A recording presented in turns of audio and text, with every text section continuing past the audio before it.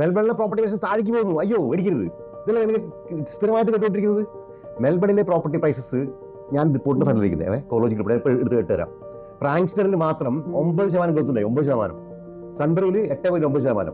കീലോർ 7.1. KC 6.3% growth ആണ് by.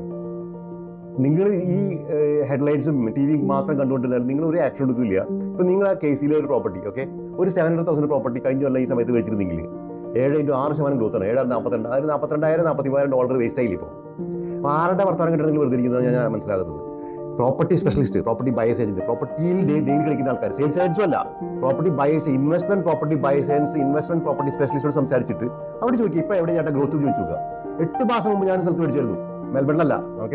അവരുടെ 700 മേടിച്ച പ്രോപ്പർട്ടി $775,000, 10% വില ഗ്രോത്ത്. അതുപോലെ ഗ്രോത്ത് 8 മാസം കൊണ്ട് ആ ഗ്രോത്ത് പോലെ ഇപ്പോഴും ഗ്രോത്ത് ചെയ്തു.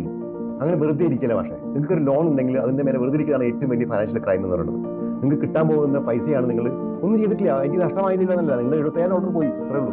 അപ്പോൾ എന്തെങ്കിലും ആക്ഷൻ എടുക്കുക. ഇപ്പോഴും നിങ്ങൾക്ക് ലോൺ ഉണ്ടെങ്കിൽ മേടിക്കാതിരിക്കരുത്, എത്രയും പെട്ടെന്ന് മേടിക്കുക. അപ്പോൾ സ്ട്രാറ്റജി മീറ്റിംഗ് ഒക്കെ ആണെന്നെങ്കിൽ bysf.com.au/calendar. Thank you.